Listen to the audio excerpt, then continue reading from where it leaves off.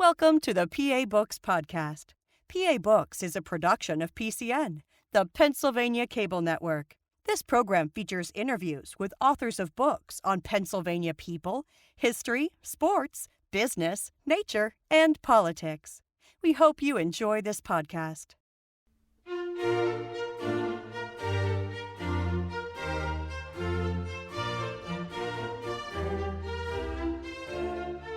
This week on PA Books, Inga Saffron, author of Becoming Philadelphia. Inga Saffron is the author of Becoming Philadelphia, How an Old American City Made Itself New Again. Now, you're the architecture critic for the Philadelphia Inquirer. Obviously, you write about architecture, but why do newspapers have architecture critics? Well, just for the same reason they have all sorts of critics, because culture is important and architecture is part of our cultural heritage, and it reflects on our culture's accomplishments.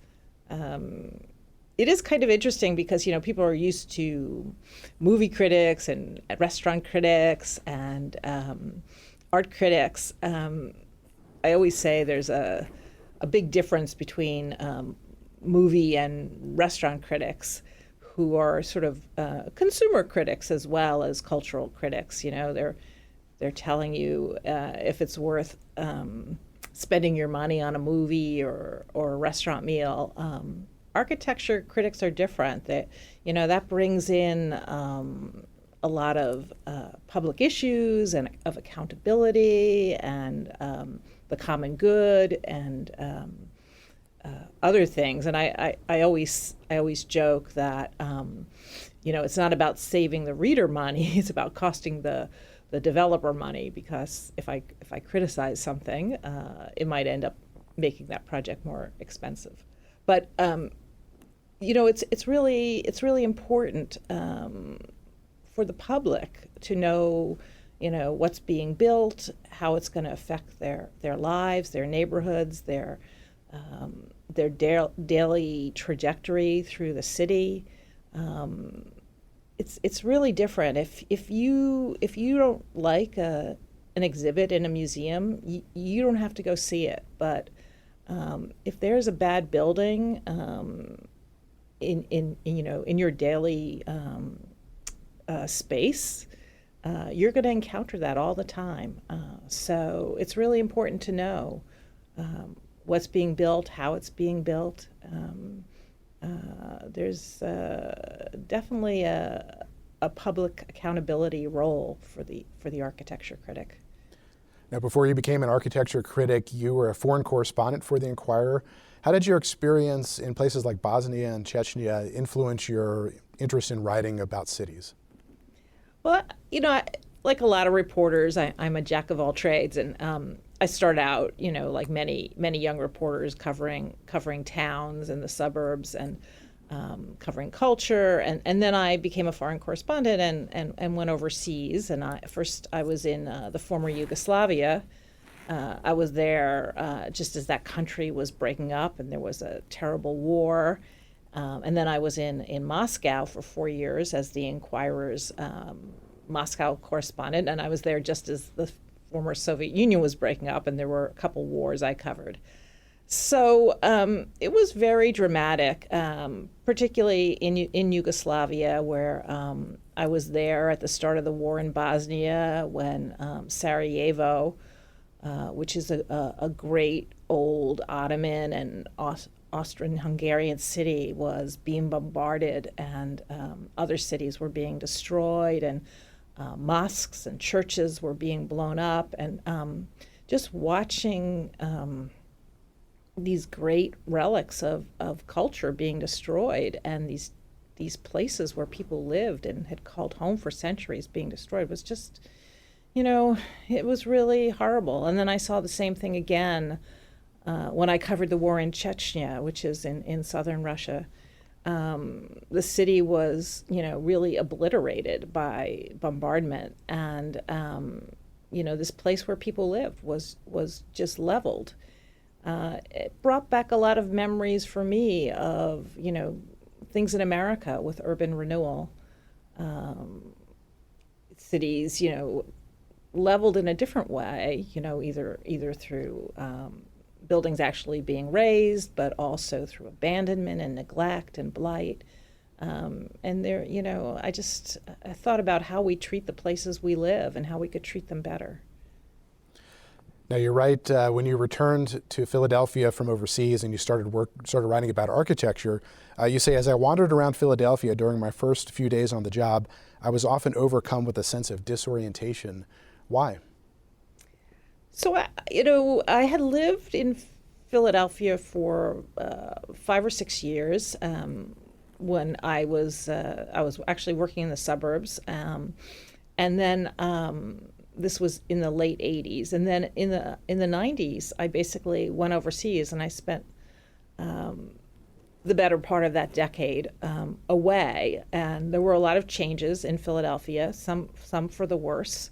In that period, it was a very difficult period for the city, and when I came back, it was disorienting because I had this memory of this place, but things had grown shabbier, buildings were missing, so it was the same place, but it was different. One of the things I write about in the book is the fire at One Meridian, which was a high-rise office building across from City Hall in Philadelphia. And there was a terrible fire there in 1991. At the time, it was the worst high-rise fire in American history. 3 firefighters died trying to put out that fire. And it was really devastating for the city to have this burned-out high-rise building right across from City Hall in the very center of the city. I left a couple months later to go write about Yugoslavia, and then, as I said, I really didn't come back very much until the beginning of 1999, and that building was still there, completely, smoke blackened, burned out. It was shocking. It was shocking to think that you could have a burned out skyscraper in the very heart of a major U.S. city sit there for almost 8 years. Why didn't anybody do anything about that? Well, I think, of course, a lot of people did want to do something about it. It was tied up in an insurance claim for a long time. There had been talk about the city taking matters into its own hands and tearing it down. But the city was nervous about that, nervous about the liability, what it would cost the city. It took a lot of wrangling. And, probably, that insurance claim could drag on because there wasn't very much demand for new construction in Philadelphia at that time. The city was still, in a pretty depressed state. And so with little demand for new buildings and, the arguments between the owners and the insurance companies, it just, dragged on and on and on. I would say pre-COVID, it would be hard to imagine because the city was booming with development and developers were, just scrambling to get any buildable site they could in a prime area. But back then, things were entirely different.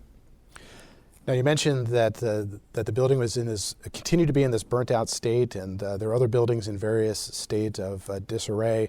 How does that affect the psychology of a city? I think it makes people feel beaten down. You have to walk past this every day on your way to work or school. It's incredibly depressing, and it just drains you of all hope. And if you think about, this was in the downtown where, there were, of course, other functioning office buildings, although at that time a lot of office buildings had been mothballed because a lot of companies had moved out of the city. But, just try to think about how that must be in like a declining neighborhood where, residents have left and houses have been abandoned and maybe vandalized, burned out, torn down, trash everywhere. You start to lose hope, and it just creates this cycle where other people leave and the neighborhood loses its cohesion. What we're talking about is what you encountered when you came back. We're now a few decades down the line from that. How have things changed? So, COVID has changed a lot. So I'll speak about, how things were pre-COVID. So when I started doing this job around early 1999, as I said, things were pretty depressed. There wasn't much new construction,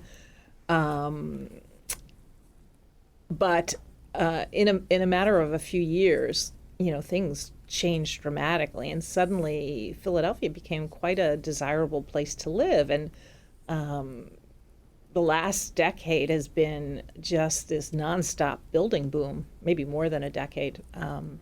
And there are, building sites everywhere, and there's, been a pretty sizable population increase, an increase in small businesses like restaurants and shops, and it's been become an incredibly dynamic place, not just in the downtown, but in a lot of neighborhoods around it, neighborhoods that were really struggling have made this had this incredible revival. We've also seen a lot of gentrification as well. And we've also seen neighborhoods that have been totally bypassed by this boom, unfortunately, that are still struggling with blight and abandonment and lack of investment. But it is, if you were here in the 80s in Philadelphia, and then we're suddenly transported today to some of the old neighborhoods, you wouldn't believe what you were seeing, because there is just so much new construction that it's almost like they've been totally remade.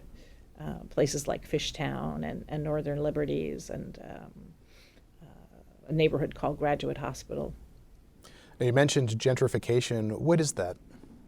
So let's see. The official definition of gentrification is when a population of a higher income bracket replaces an existing population. Gentrification in Philadelphia is by no means on the same level as it is in places like San Francisco or maybe Seattle or some other places, or Washington, D.C. That's another good example, where, Washington, D.C., for example, used to be a majority black city, and now it no longer is, because what happened there and what's happened in some neighborhoods in Philadelphia is that, people first began, fixing up houses and then building new houses, and then a new higher income population replaced the old neighborhood. And we're seeing some of that here in Philadelphia. I mean, in some cases, there was some depopulation first, and that kind of paved the way for newcomers to come in and take old houses and fix them up. And in many cases, old neighborhoods welcomed new residents because they saw their neighborhoods being fixed up. They saw new parks and rec centers. The real problems start to come when you have this big income difference, and poorer people can't afford to pay their property taxes, or they feel unwelcome in their own neighborhoods. So that's been a struggle in some Philadelphia neighborhoods. Now, one of the topics that appears throughout the book, and is perhaps a product of some of the changes that have gone over the past couple of decades, is parking garages. And at one point you call for a moratorium on new garages. Why is this topic so important to you? When I first started working as the architecture critic for the Inquirer, as I said, the city was kind of depressed, and there was very little new construction. And but there were hints that things were starting to change. And at that time, the mayor was Ed Rendell, and he was a big cheerleader for attractions that would bring suburbanites and tourists into the city. Like he created this Avenue of the Arts and plan for South Broad Street, which he envisioned, a whole bunch of new theaters, and including the Kimmel Center and some other theaters. He had all these ideas for these waterfront mega projects. So when you have big destination projects like that in the offing, and when you're gearing them to people from outside the city and people who are afraid to take transit or unwilling to take transit, they're going to drive. And so you have to build parking garages. And so in those early days, in the early 2000s, just as I was starting to do this job, there were a lot of proposals for parking garages. And at this point, I should say that they hadn't built that many theaters or attractions at Penn's Landing. But developers thought, we can make some money if we build parking garages and suburbanites start coming into the city. And it was just amazing how many proposals there were for parking garages. And inevitably, it meant tearing down existing buildings used by people. And I found myself writing about these because I found them very counterproductive to what the city was trying to accomplish in terms of reviving its core. When you build a lot of parking, and you see this in some other cities like Cleveland or maybe Buffalo, New York, you create this kind of empty zone where nothing is happening, and you create this increased distance between inhabited buildings, and you make the city feel lonelier and less safe. That was one reason I was really troubled by them, and the way they look. There are no windows. They have kind of this blank stare. Garages require a lot of driveways, and driveways mean you have automobiles crossing the sidewalk where people are trying to walk. And it encourages, driving, which is, now we're well aware that it's bad for the environment.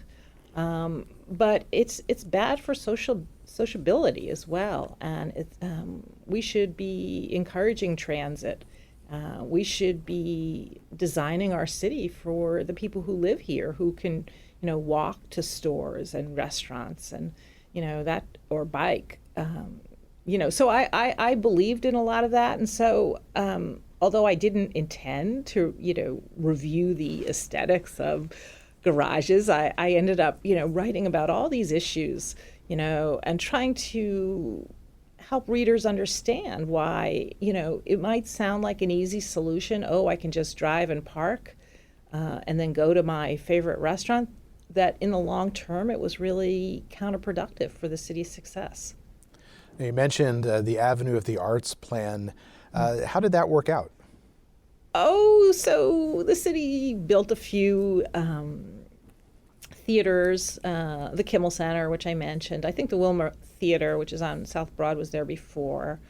They fixed up the Marion Theater, but I don't think it got it. It developed anywhere near what they expected. I mean, there were some streetscape improvements, but this really interesting thing happened along the way. There was this, big push, for a great, white way like Broadway, with lots of lights and attractions on South Broad Street, and it moved pretty slowly. And then developers began buying up these old 1920s office buildings. They call them Class B office buildings, and most of them had been just sitting there empty for years and years. And developers started buying them up and turning them into apartments. And suddenly, there was this whole residential population on what was called the Avenue of the Arts, and they needed to shop. The people who lived there needed to shop, and they wanted to go to restaurants, and they wanted to buy coffee, and so small businesses opened because you had this, what we call a 24/7 population there. It wasn't just people going to the theater on Saturday night. So you had a residential population that could support a lot of other activities, and their presence made people feel safer. And really, I did write a column about this, which I think is in the book, about how it wasn't so much the avenue of the arts that really helped, Center City come back. It was the avenue of the apartments. It was, increasing the population density of the center that made it more attractive. And, again, this comes back to my point about the parking garages. Because a lot of those people, they lived in apartments. They were renters. They didn't have cars, and they wanted to live in the center because they wanted to walk to work, just the more people that lived there, the better off the city was. Now, you talked about some of the development plans where they were trying to lure people in from the outside to come visit, and that connects to the parking garages. How do other design factors play in if you're gearing things for the people who live in the community versus people who you're trying to attract? I write a lot about this in the book, and it is one of the main themes of the book. That in the early days of I guess you could call it the city's comeback in the late 90s, early 2000s, there was this incredible focus on these mega projects, and as I said, attracting suburbanites and tourists and creating this tourist economy. Part of the thinking behind it was that the city had lost a lot of industrial jobs, and Mayor Rendell was interested in sort of building up a new industry, the hospitality industry, getting hotels. But a lot of the mega projects that were planned for at that time, which of course required a lot of city investment and state investment, they really were for out-of-towners, and they really perpetuated this idea of people coming from the outside for a brief period of time and then leaving. But I would argue that the comeback really didn't become a true comeback until the residential population in the center and beyond the center started to grow again. And when you have, permanent residents who are invested in the city, they use the city differently. They walk, they bike, they have interactions, they form neighborhood bonds. They become committed to the city. And, for the city's long-term health, you need that kind of commitment. That's what cities are, this web of connections between people who live and work here. And the fact that we have great cultural attractions, that's a bonus. And, of course we should have people visit them. But a city is about the relationships between the people who live and work here and have businesses here.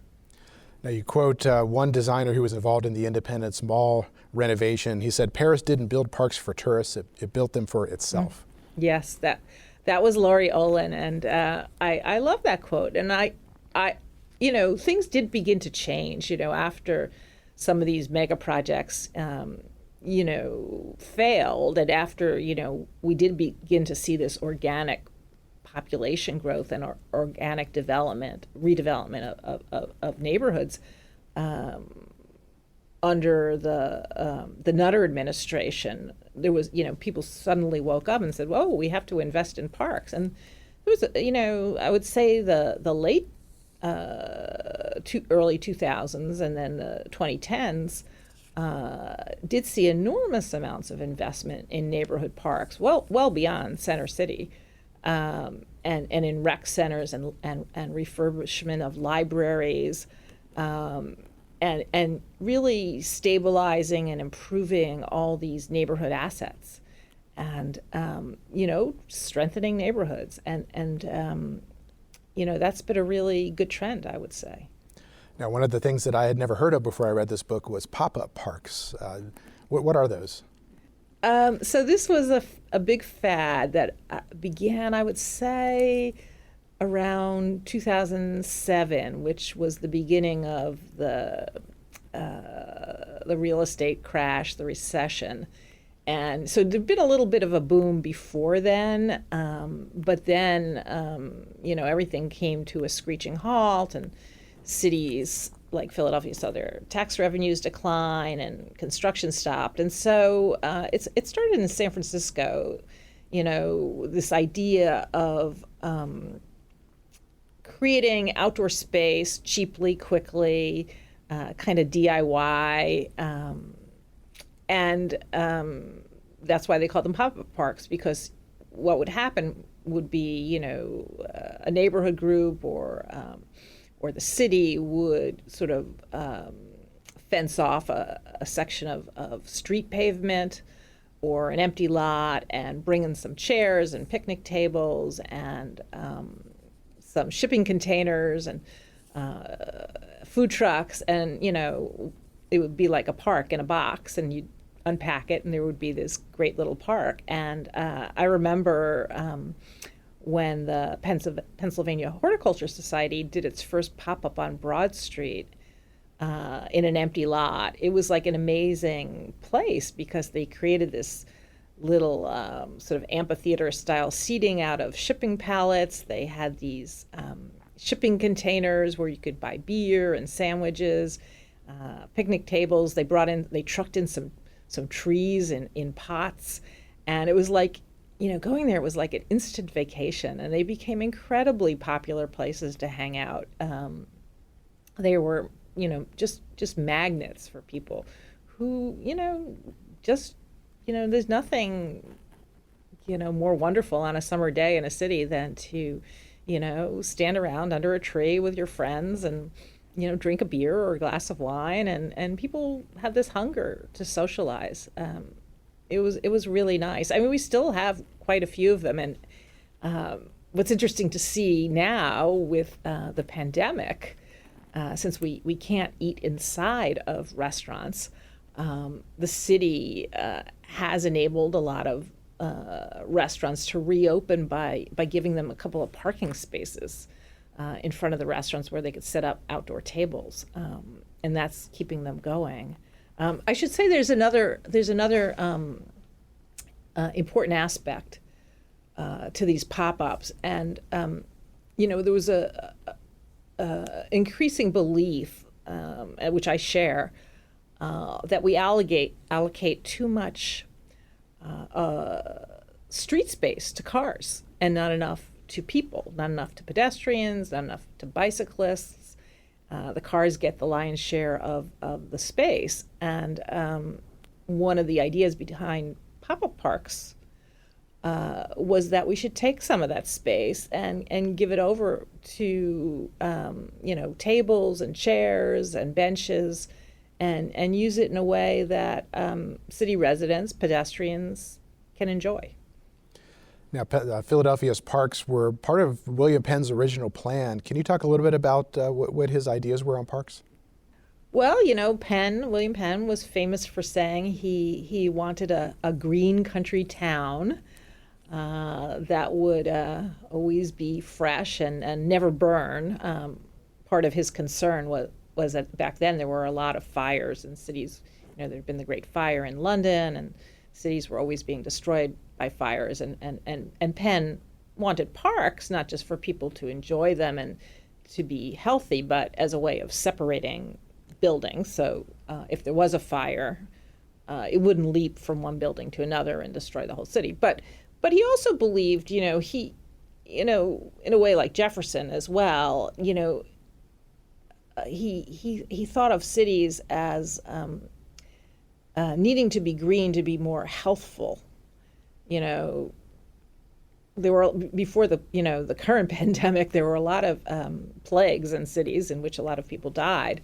And even though, Penn didn't fully understand germ theory, he knew that places with fresh air and trees and greenery felt better and were more healthy. And kids could, of course, play, and people could take walks. So, I think he wanted to do that as well. And, as a result, Philadelphia, has this really wonderful mix of, density. We live in row houses, which are, close together and house, quite a few people.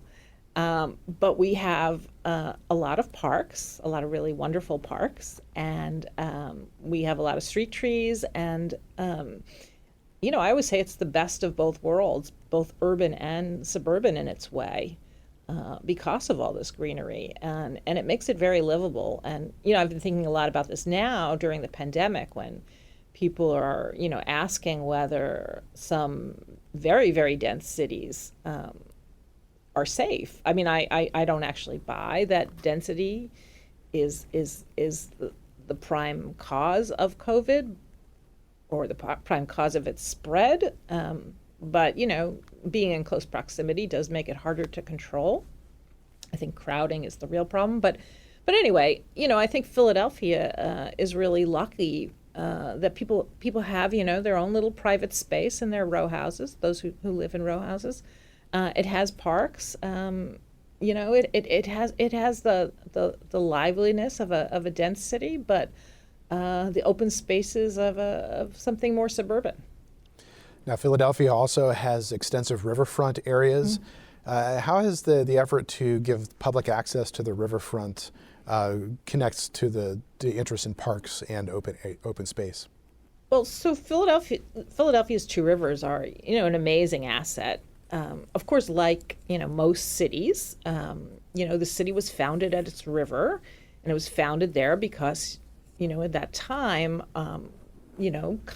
commerce and trade was by boat. And so all our industry and port activities were congregated around the Delaware River initially, and later the Schuylkill River.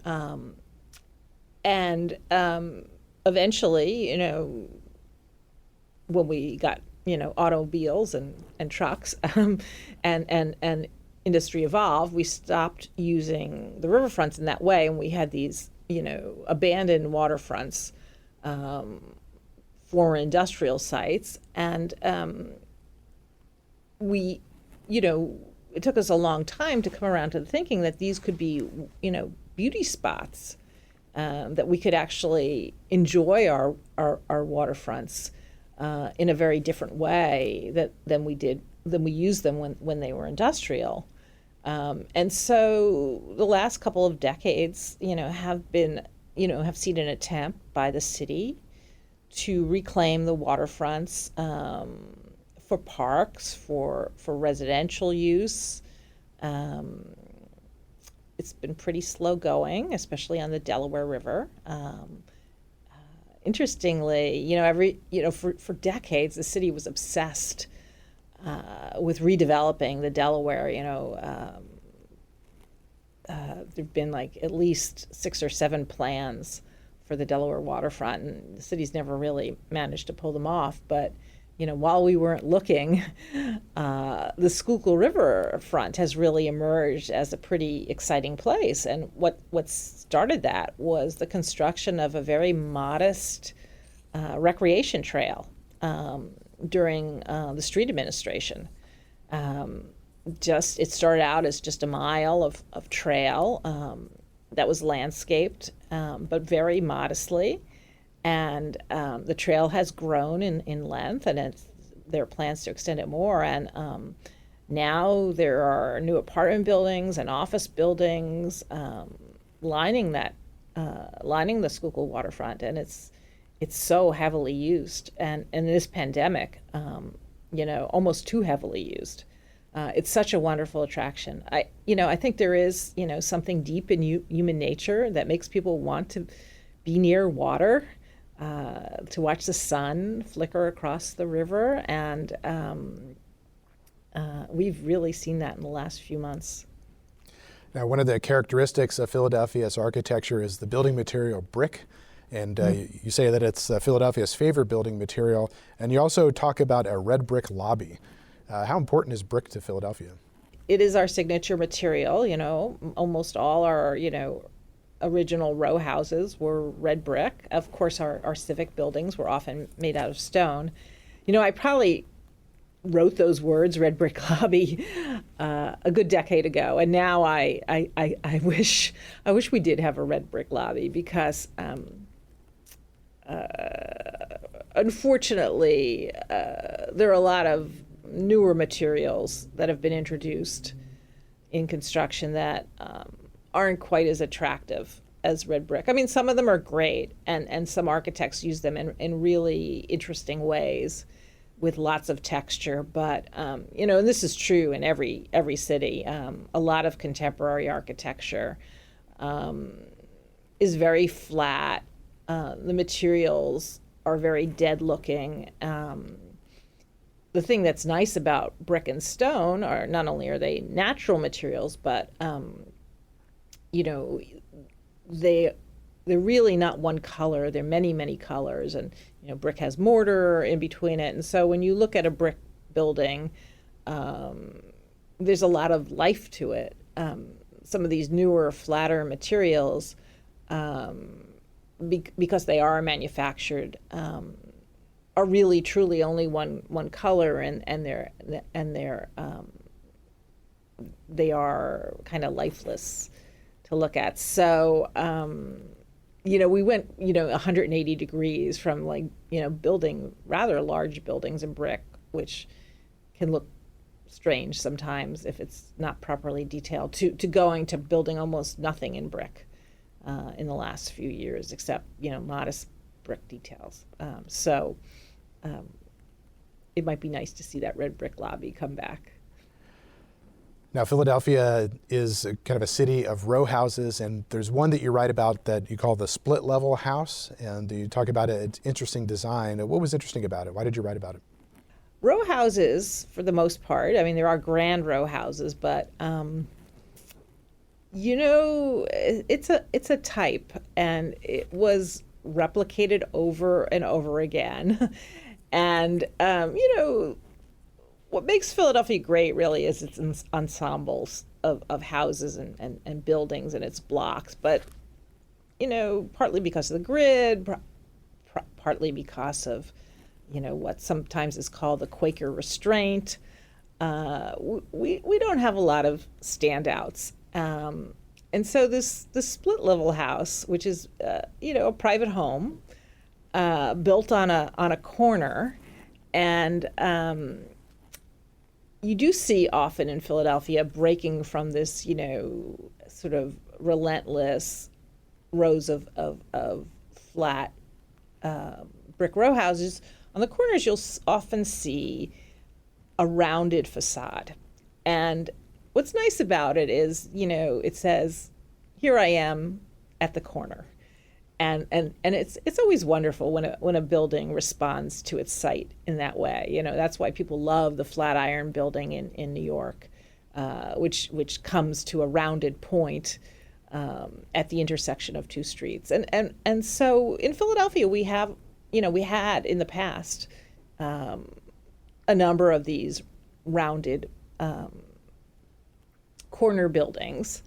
So the split level house was built on an empty site in Northern Liberties. It had been vacant, but there were two surviving Victorian houses on the other corners that had rounded fronts, and so the architects mimicked that, but in a modern language. And in fact, they used glazed black brick, which was at that time very new. And they really sculpted that house in interesting ways. It's called the split level, or the see-through house, I should say, because they created a lot of indentations in the facade. The architects call them voids, but a lot of openings that broke up the flatness of the facade. And so it was just a wonderful composition.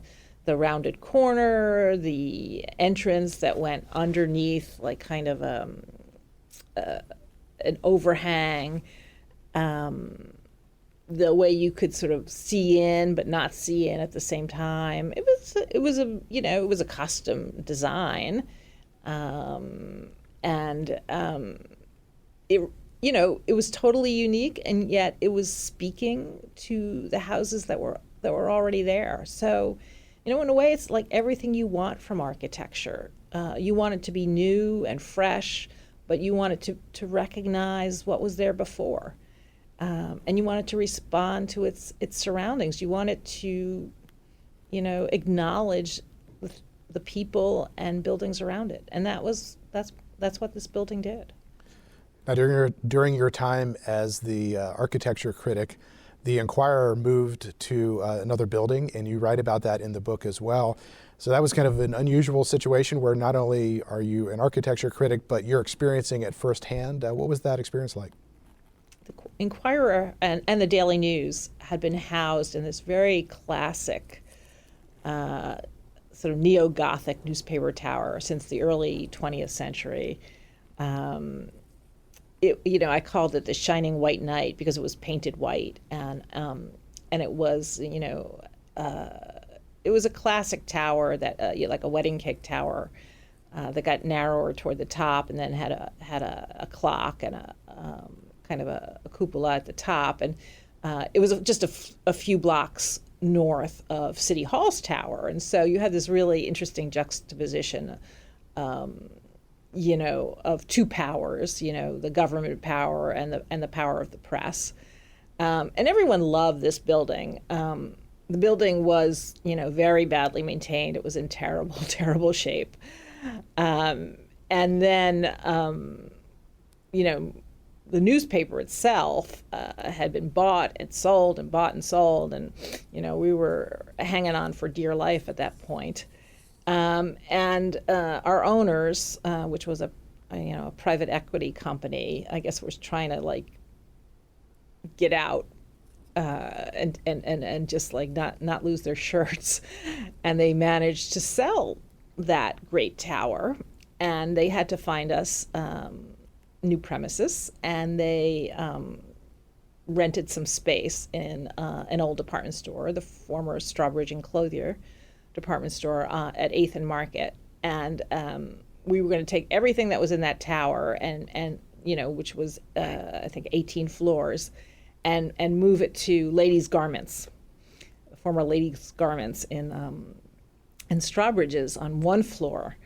And of course, I heard a lot of griping from my colleagues, and how could this be? How could the newspaper be squeezed onto this floor, and what would it be like to be in this completely different location?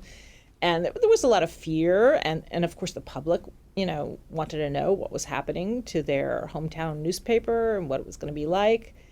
So I wrote a column talking about this transition. I was sentimental about the tower as well, being an old newspaper person, but I was also really excited because at that time, that part of North Broad Street where the Inquirer Tower was located was very desolate. It was very depopulated, and 8th and Market was a lively place. It had great transit. In fact, we have access to the Market Frankfurt L and the Patco high-speed line straight from our offices. We step in the elevator. We take it down to platform level. I was really, really excited about being in an office that was so interwoven into the fabric of city life.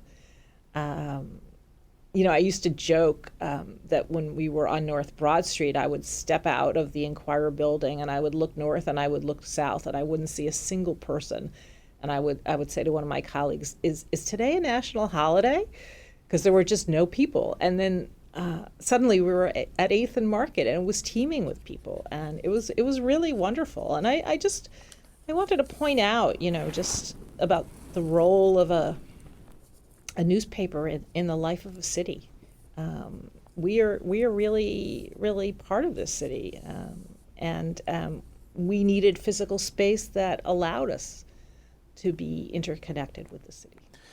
Now, these interconnections that relate to buildings and the people and communities, it even connects with design features like windows at street level. Why is that so important? Yeah, that's a constant theme in a lot of my columns. So, I am a Jane Jacobs urbanist. Jane Jacobs is this famous writer who wrote a book called The Death and Life of Great American Cities, in which she identified a lot of reasons why cities are successful or not successful. And she talks a lot about the ballet of the street, about these interactions between pedestrians and residents and shopkeepers and office workers. And she, talks about this idea of the 24/7 city, where there's activity of some sort, night and day, 7 days a week. And so what happened, unfortunately, in the 60s and 70s when cities were being depopulated was that a lot of new buildings were built in a kind of fortressy way, without windows on the ground floor, without openings, without any, people were afraid. It was a time, I guess, when crime was rather high, and people felt uncomfortable in cities. And these new buildings were designed in a way that was meant to be protective, and unfortunately walled them off from the sidewalks, from the people who lived in the city. And then older buildings were sometimes, retrofitted in the same fortressy way. And, it was really terrible for cities because, the same thing I was saying about parking garages is the more you separate areas of activity and the less safe you feel, and it feeds on itself. When people pass a building with shops on the ground floor, or even if they're not shops, like a gym or a doctor's office, they feel like, oh, there's life inside. I'm not alone. I'm not the only one here. I'm not going to get mugged. But if you have all these blank walls, if you just have parking garages and there are no people, and you feel isolated, you start to feel nervous. And you might feel a little depressed. All these blank walls, nothing interesting to look at. So I think windows at street level and activity of some sort is vitally important to cities, success. And also, I think they help our mood. They make us, we see other people. We are social creatures, and we feel much better when we can see and interact with other people. That's one of the terrible things about the pandemic. We're all walking around in masks. We can't see each other's faces. A lot of businesses are closed. It's been really, really hard to have that kind of social experience. Jane Jacobs talked a lot about being among strangers. The great thing about a city was that you can be alone among strangers. Feel the comfort of having other people around without necessarily. It's not like they know your business, but at least there are other human beings there. Now, one of Philadelphia's iconic communities is Jewelers Row, and you write a little bit about it. If people walk down the street there, what would they see that makes it distinctive?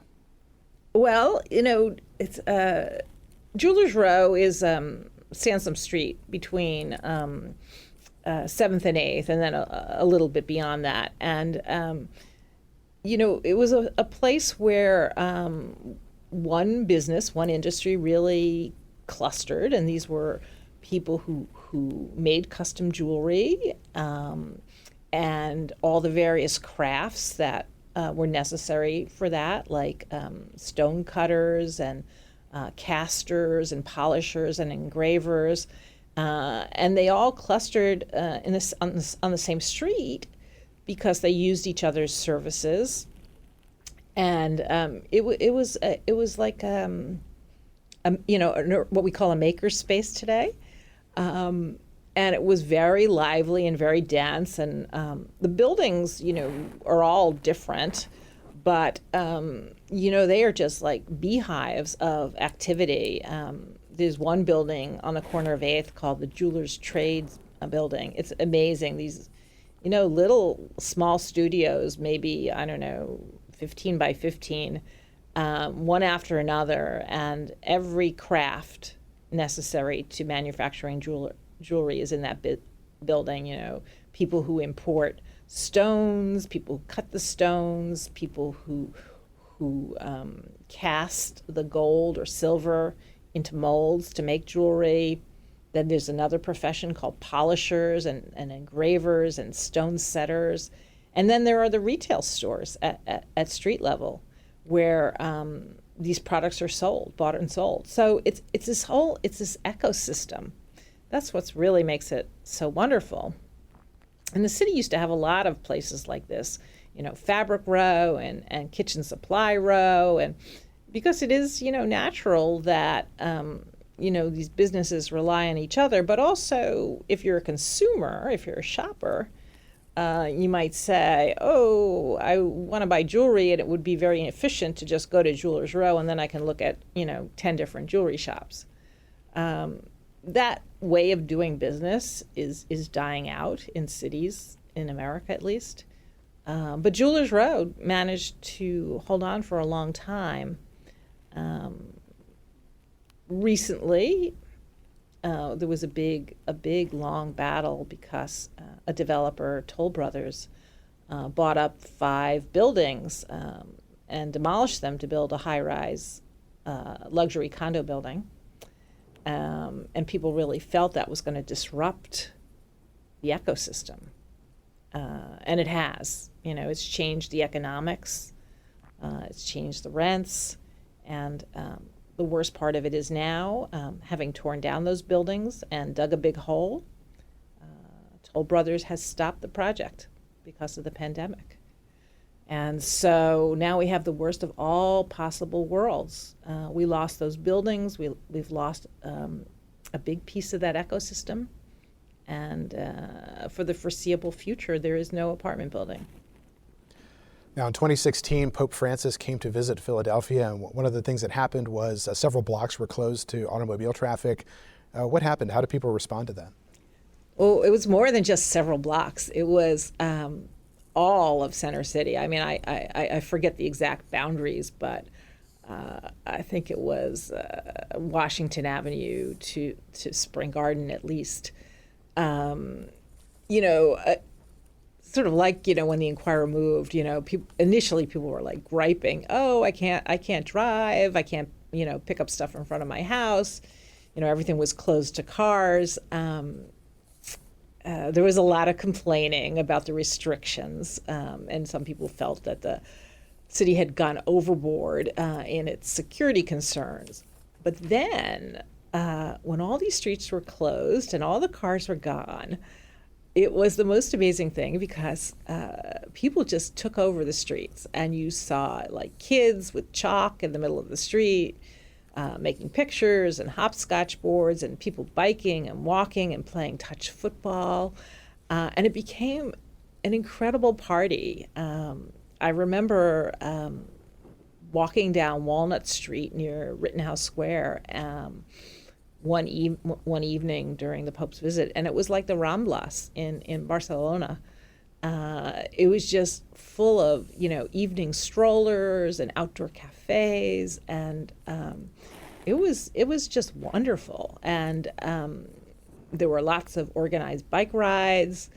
They called them the Pope Ride, and people just, huge crowds of people got on their bikes and were just biking through the streets. And at one point I just saw people, sit down in the middle of the street just because, they could do that. And this goes back to what I was saying earlier with the way we allocate space in the city. We really privilege the car much more than necessary. And the cities are really, they're about people. We have to reprioritize this. And give pedestrians and bicyclists priority. Of course, we need to move, people and goods on vehicles, through the city, to have, we need commerce, and we need to be able to do this, and we need to have deliveries and all these things. But I just think, and a lot of people, believe that we need to adjust our priorities when we do this. Now, at the end of the book, you quote Jeff Weinstein. You mentioned that he had a big influence on you, and you say that he taught you that taking sides is the single most important act as a columnist. How have you implemented that in your criticism? It seems like an easy thing to take a position in a column or a review, but Philadelphia may be a city of 1.5 million people, but it's still a pretty small town, and I am a reporter as well as a critic and columnist, and so I interview people, and then I might have to say negative things about their projects. But that's hard, but I do believe my first obligation is to my readers. So, there's no point in writing a column if you don't have a point of view, if you don't have an argument that you want to make. Because, otherwise you might as well do a news report. I believe, also that point of view writing, which is what I do, helps us make sense of the world. If you read, a totally neutral report of, a zoning commission meeting, you won't know what's right or wrong. There's a lot of talk about this now in journalism. People complain about the view from nowhere, having, no starting point, no perspective. When you write a column, and it of course should be properly labeled as one, and you're making an argument, you're taking a side in that zoning dispute, you're giving it shape, you're giving it meaning. You might be wrong. I've been wrong a lot. But, you're articulating a view of the world that can be useful. Either you might sway people into agreeing with you, or you might help them form a counter argument. But both things are useful, I believe. The other thing I do, I guess the term is accountability journalism. And because I am a reporter and, I interview people and I use records and collect data, I'm trying to hold our elected officials and our public officials accountable for these decisions. A lot, if you look at the book, you'll see a lot of those columns could be political columns because they're about campaign contributions and how they influence decision making, and they're about often about kind of small time corruption.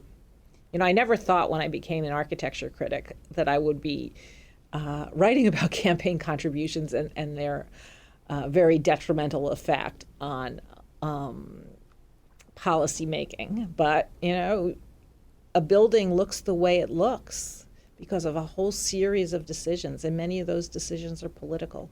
Well, we are out of time. We've been speaking with Inga Saffron. She is the author of the book, Becoming Philadelphia, How an Old American City Made Itself New Again. Thank you very much for joining us. Thank you, Phil. Nice to be here. You've been listening to a podcast of PA Books, a production of PCN, the Pennsylvania Cable Network. Full episodes of PA Books, as well as other PCN programs, are available to stream with the PCN app. Visit PCNTV.com or the App Store for details.